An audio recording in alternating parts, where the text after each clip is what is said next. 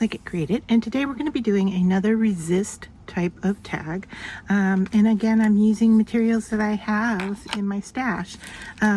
So what I just moved out of the way are Faber-Castell gelatos. A friend sent me a big box, and it thought it was time to go in and use them again in a blending technique. I went specifically looking for this stamp in my stash because I saw someone use it in junk journaling. I don't remember if it was on the cover or on a page or what have you, but they had used many, I guess maybe all 4 of the stamps in their project, and I just had to have this stamp. And so I went searching for it and found it and bought it, put it away in my filing cabinet, and I've never used it. So today we're going to use it, and I've pulled out the one that says Dream. I have it on a lightweight cardstock that I've already cut down. This is not the best surface for blending gelatos, but it will work for us. I say that with a lot of hope in my words. And then we're going to use this classic iridescent shimmer, and this comes from Emerald Creek. And then I'm going to stamp in black ink. Oops, I just flipped it off of where I wanted it. Okay, so placing it down on our tag again, and I have it on my stamp pad, or my We Are Memory Keepers stamping platform. And the reason for that is just in case we don't get a good image or a thick enough image, I can go in and fix it. So I'm just looking here to see if we're somewhat straight. I don't know, that there are some details that really matter to me and others that don't. So obviously this must be one that doesn't matter quite as much. All right, so I'm going to go in with some Simon Says Stamps Intense Black. I know their packaging has changed, but this is the ink that I'm using. And I don't know, we could go in with a Versamark, which would stay a little bit damp longer. And you know, if this doesn't work out, we've wasted a piece of paper. So I can always go in and do it again with another kind of ink.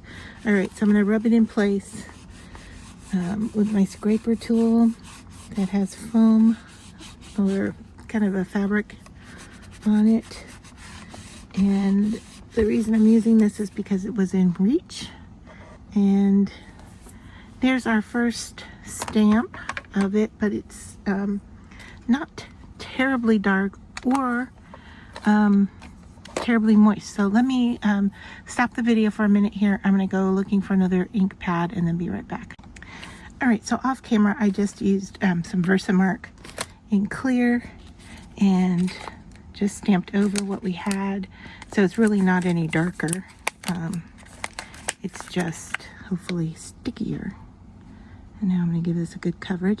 And once again, I don't do heat embossing all the time, and so, you know, afterthought, I should have probably pounced the paper first beforehand so that we don't get powder everywhere. Now I see glitter everywhere. I'm not sure. Let me feel. I don't know how much embossing powder we have everywhere. All right, well, we'll give it a shot and see what happens, right? So let me get this back into its pouch so we don't make more of a mess than what we need to. And there is residue on this piece, so I'm going to set that off to the side, maybe even brush it into the trash can.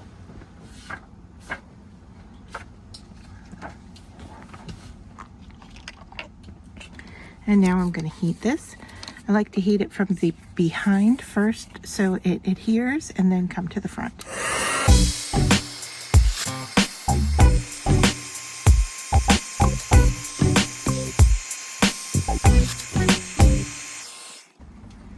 All right, so there we can see that the color has darkened up quite a bit, and it's still a little warm, but yeah, I can definitely feel, well, I can at least feel the sparkle on there, and I can feel the embossing. So I think we're going to be good to go.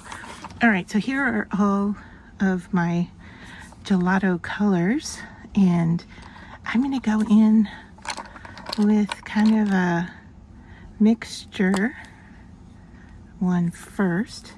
And what I want to do is just kind of go in and apply everywhere.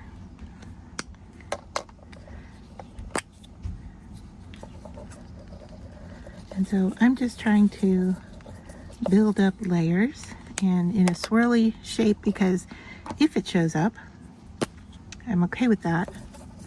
And it will mimic the idea of clouds.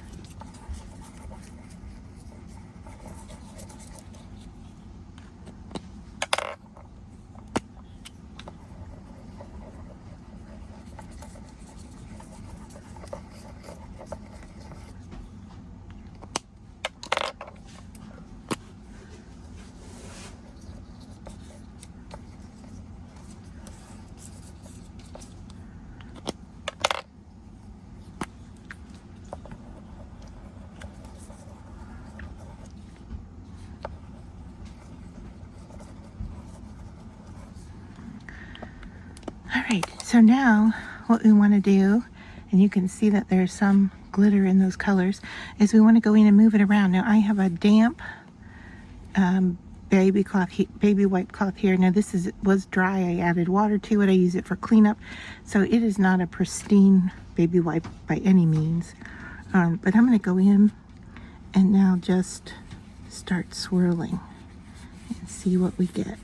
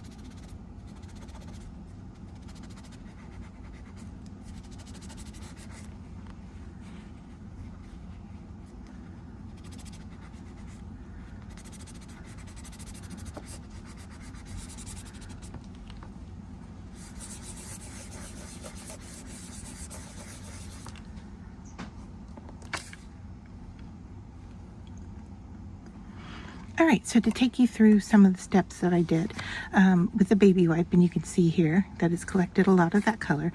You know, I went around, and when I was coloring, I tried to keep the darker colors to the outer edge and not so much in the center.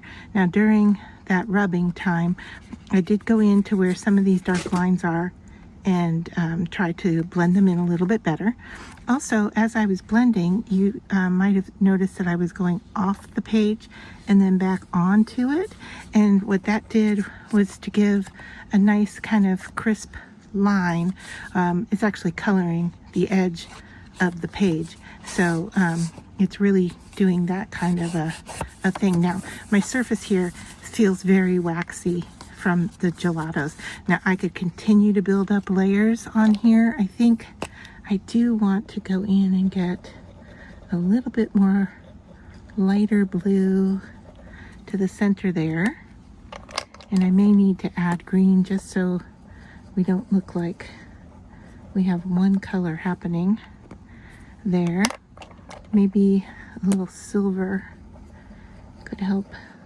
Although it's a kind of a gray, I don't know, maybe it's going to darken things up too much, but we'll give it a rub and see, because we're putting color on, but we're also taking it off.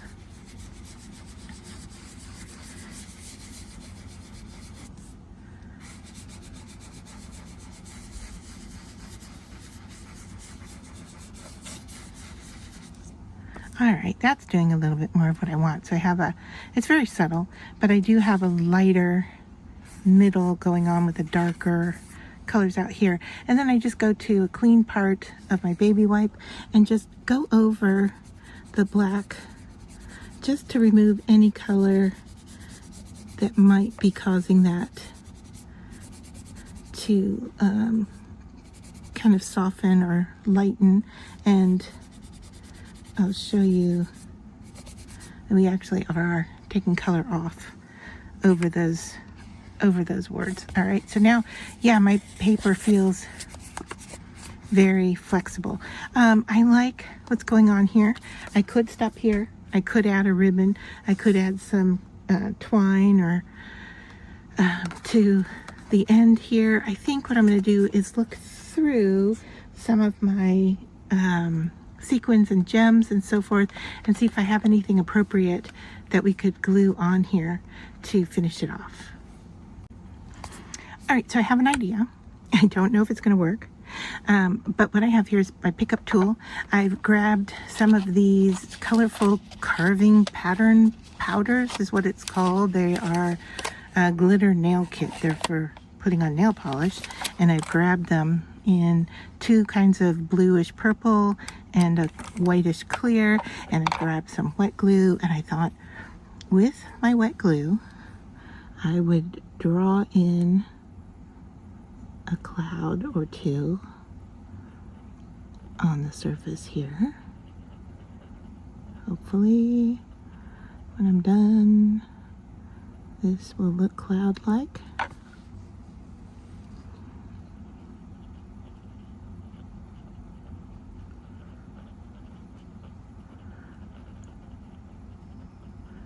So a lot of times when I'm crafting, you're experimenting right along with me.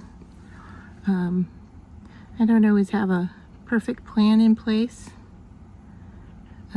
somewhat of an idea, and trial and error, we kind of go through it together. All right, so I've got 3 what look like clouds, to me anyway. There's one here that's a little wonky. We might need to add a little something to this one so that it's more cloud-like behavior. Okay, I think that helped it. All right, let's see if we can pick some of these up with my pickup stick, and if not, we'll just go in with our hands, right? Or you know what? If I can find them, yeah, tweezers. Tweezers would work great.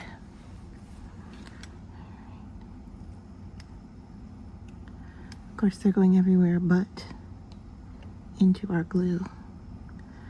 Now, it looks like to me that we may have to brush some of this off after we use it. I don't know.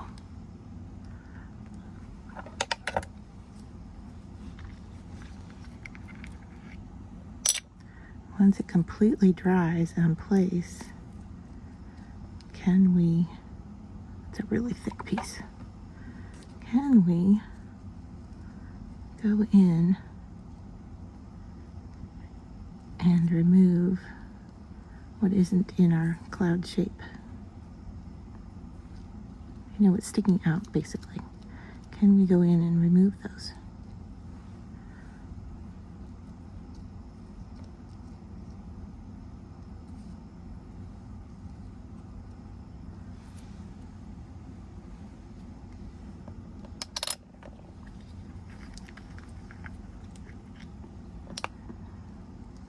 And I'm trying very desperately not to blow or sneeze, because I feel like these little pieces will just go everywhere. So yeah, if you've had these on your nails or if you've used them in your crafting, let me know how you've worked with them. I kind of gave in and just picked it up with my fingers, and now we kind of have little flecks everywhere.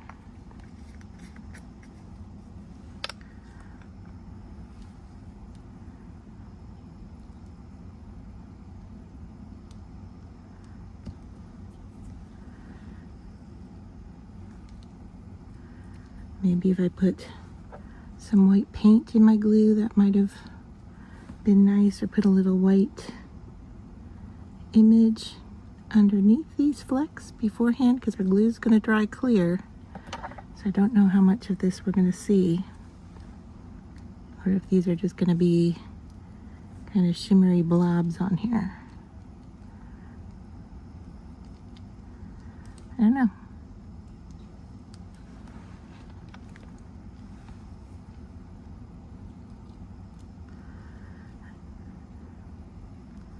I'm almost to the point where I'm taking off more than I'm putting on.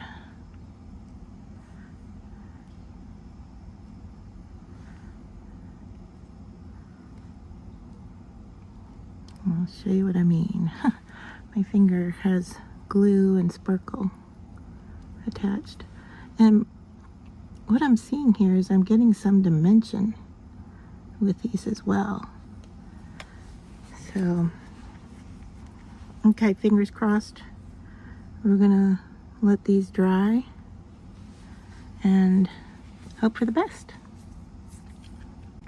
All right, so using a heat tool, I got a little bit of dry area here. This one still has a lot of wet glue hiding in there. And you can see that they're just kind of iridescent blobs on there. So what I'm going to do is take a white gel pen. Now this one came out of a Sketchbox surprise box, but any kind of white gelato. And I am going to go around the outside and draw in the shape of my clouds. And if this one doesn't want to work, because I'm drawing on top of a waxy surface, I could go in with a different white pen. I just need to look in my stash for another one. I don't even know if a white pencil would be better, but that's starting, well, this one's starting to look like a car, but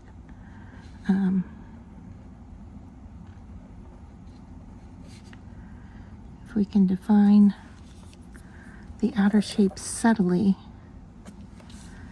that is kind of what I'm going for here.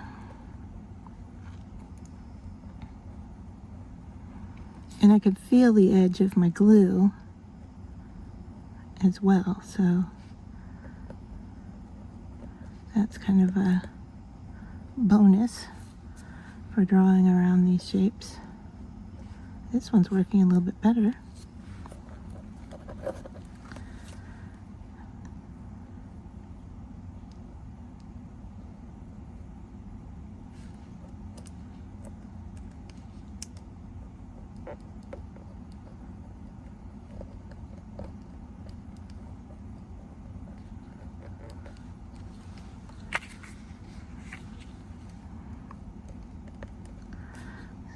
know if even going in here and filling in a little bit on top of the glue. Probably should have done white underneath, but this can give us hopefully some of the look of what we're going for here.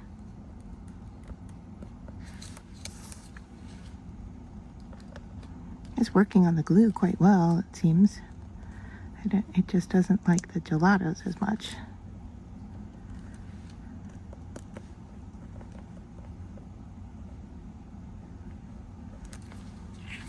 Okay. So, clumpy little clouds on the tag this week. Let me know what you think.